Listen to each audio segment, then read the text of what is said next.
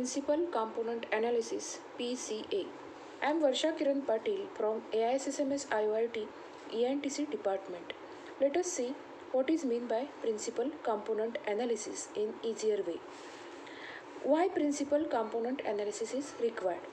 The principal component is required to visualize a bigger data set, and for this large data set we require to have the dimensionality reduction due to the limited memory, and to send the data from one source to other destination we require the compression, or we require visualization of this particular data by dimensionality reduction.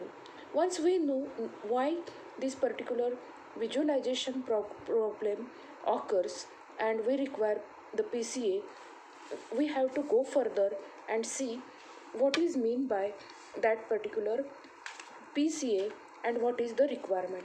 The important requirement is, in case of machine learning, we require the data reduced in faster way without reducing the accuracy or without reducing the number of variables, and without the expense of that accuracy we require PCA. So this is nothing but dimensionality reduction. Now to do this PCA, what are the steps? Let us understand. The step number 1 is standardization of the data. Now how the standardization of the data is done is seen in step number 1. In case of step 2, we are doing covariance matrix computation. Out of that calculated covariance matrix, we are going to compute the eigenvectors and eigenvalues of this covariance computed matrix, and we will have the PCA components. Once these PCA components are with us, we will go towards the feature vector and compress that particular data set. And in step 5, we will remap the data along with the principal component axis. This is the overall flowchart of PCA. Now let us go in detail for step 1 and other details. Now we will go for the step 1, that is standardization of data. Now to do this particular dimensional reduction of the features, first we will linearly combine the data and project the data of high dimensionality to low dimensionality space by least square method, and it is called as PCA. Now how to do first step, that is standardization of data. What is mean by standardization of data? Standardization of data means we want to represent one range into other standard range. Let us take first standard range as 0 to 1 and the second standard stage at the 0 to 100, and we want to have that is representation of that data. Now to do this, what we will do, our method is that we will subtract the mean. Why mean will be taken into consideration?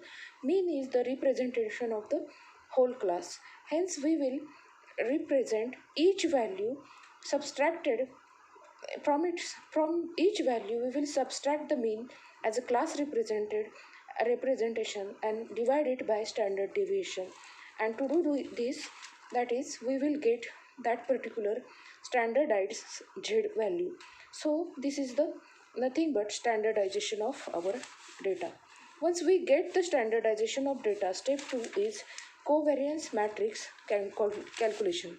Now to calculate the covariance matrix, what we are going to do is we will have the first two terms we will take into consideration. In positive covariance matrix, the two variables increase and decrease together, whereas in case of negative it is not happening, that they are not having increase or decrease together. The In step 2, we calculate such a covariance matrix in which covariation of PP, QQ and RR, these three diagonal are 1, and other values will be either positive or negative depending upon their relation with each other. So step 1 is standardization and step 2 is nothing but covariance matrix that we have seen. Now the third step is nothing but we want to compute the eigenvectors and eigenvalues for the PCA components. Now eigenvectors and eigenvectors and eigen that is components are calculated, and for that particular thing we will take into consideration the maximum amount of information of that particular newly generated data is in within the first component. Once this is known to us, we will we will see that this first component into taken into consideration, but that first component is compressed in such a way that we will not lose so much information, and we will get the considerable amount of data without loss of accuracy, and we can have the dimension reduction, and that dimension reducted data is principal component on principal component axis, and this is our new axis, and it is a geometrically based viewing angle, and it is used for evaluating the data in new form, which will be the difference between the data in terms of maximum variance, that is least square method we will use. Last is nothing but feature vector.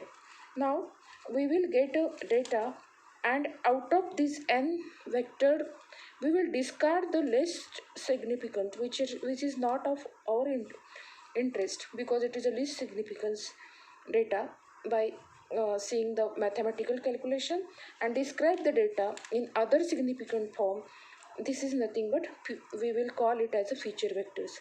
Whichever feature significant, they will be taken into consideration. And the last thing is remapping the data along the principal component axis, multiplying the transpose of the original data set by the transpose of the feature vector will give us the principal component and analysis remapped on the principal component axis. Thus, we have done the principal component analysis by using 5 steps. That is, let us revise these 5